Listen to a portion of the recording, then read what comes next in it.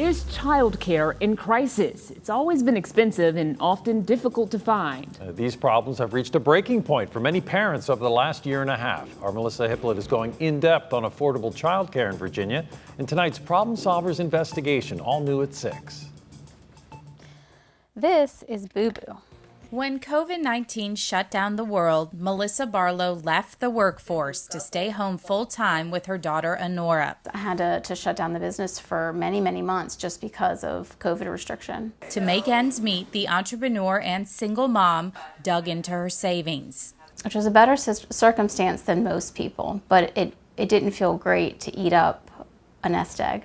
When she tried to get back to work, she struggled because she could not afford childcare. But it just was this equation that I couldn't quite figure out. It just felt like an impossible conundrum. According to the Economic Policy Institute, parents pay an average of nearly $1,200 per month for infant care in Virginia and roughly $900 per month for care for 4-year-olds. So if I were to put her in, let's say, the first of next month and immediately have a $1,200 bill, I wouldn't have the time to have acclimated and booked and pulled in enough business for that month in order to pay an extra $1,200. Barlow tried to apply for the state child care subsidy to help cover the cost, but she didn't qualify at the time because she didn't have a job. That's a little backwards, because how can you already have the full-time job unless you have help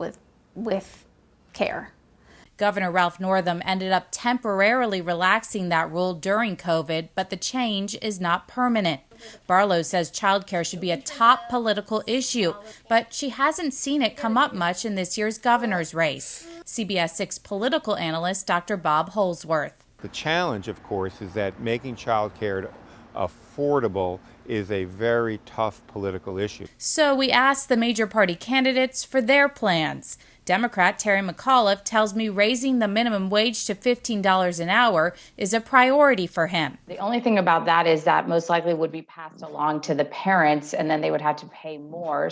But I disagree on the $15 minimum wage. I mean, we've got to join the rest of the country and pay our workers more. It's disgraceful. Ultimately, though, if we're paying more, we're lifting people up, then we bring down the other costs that are associated with unemployment and everything else that's going on.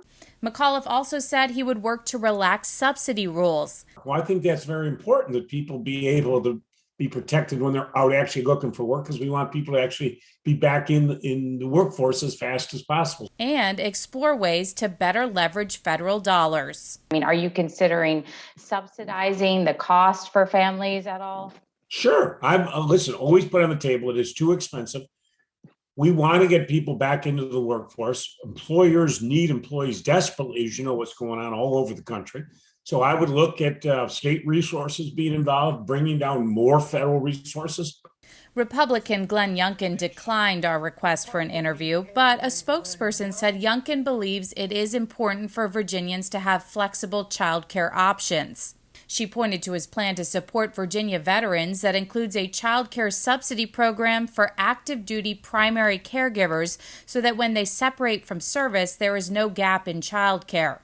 She said he would continue to implement the child care subsidy program and work on providing Virginians with accessible and affordable child care options. But I believe what Youngkin would argue is that his broad range of tax cuts that he's supporting would make it easier for Virginia families to afford child care. Hello, Melissa. Have a little update since last we spoke.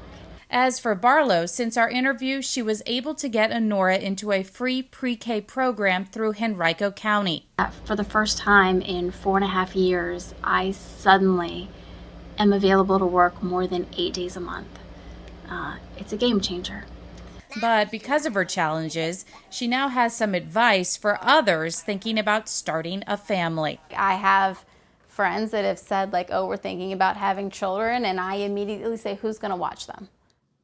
A very good question. There is more discussion at the federal level about this issue. Tonight at 11, I'll explain what the Biden administration hopes to focus on.